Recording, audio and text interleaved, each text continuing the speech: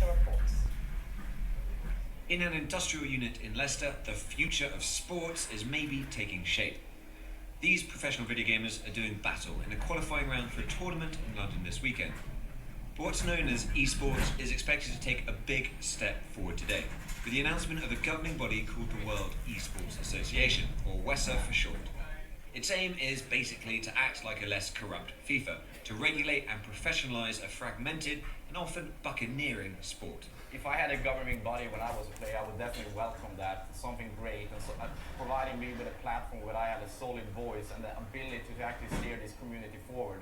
That was not the case. And also as a player, inherently you feel that the other parties sometimes don't really understand your problems and so forth. So I think that is something we can definitely solve.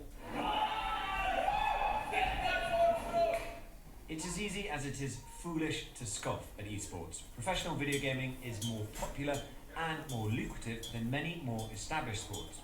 Tournaments like these are drawing tens of thousands of live spectators, while athletes compete for prize pools totaling millions of pounds. Online, the audiences are growing to tens of millions of live viewers. And Twitch, a video site which streams esport matches, was bought by Amazon in 2014 for $970 million, around £670 million.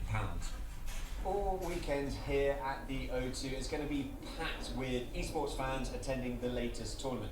There are a number of tournaments worldwide, a mind-boggling number in fact. The most lucrative though are run by the people who make video games, the video games publishers.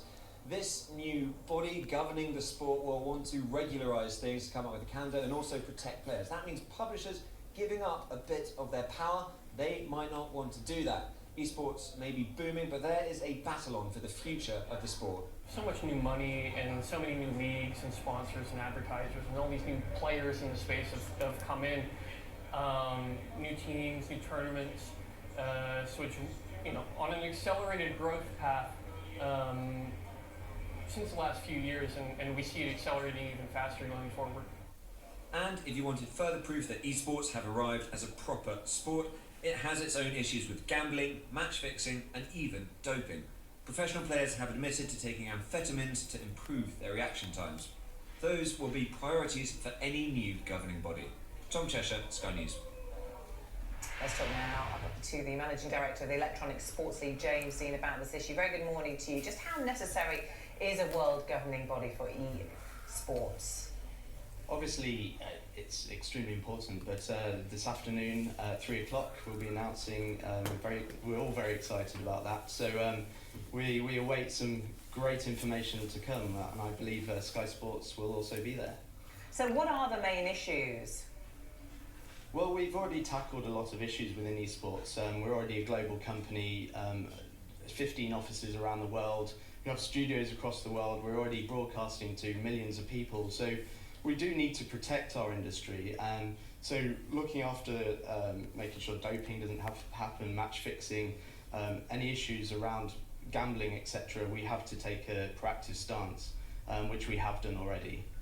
How are you going to do that? How are you going to ensure people aren't doping, taking amphetamines and match fixing? How are you going to ensure that? Well, we've actually borrowed a lot of examples within the existing sports industry. So we use agencies, etc., for drug testing. We've engaged with a association, a commission, to actually look for match fixing issues. We've partnered with Sports Radar to ensure there's no gambling issues. So really, we have taken a lot of steps already to prevent these issues. We're just looking at pictures of some esports events. Are people all in the same room, the same location, or does this happen remotely from people's bedrooms? Because if it does, then again, you can't necessarily test those people, can you? A lot of it is online, of course, but there's obviously going to be a lot of commitment online for months before you actually make it to the main stage, and that's really where their skill levels are going to have to be present. But if people are at home or whatever, at work, wherever they're doing this, how are you going to physically test them and get urine samples, for example, and ensure it's really from them at the time they say it is? How is it feasible?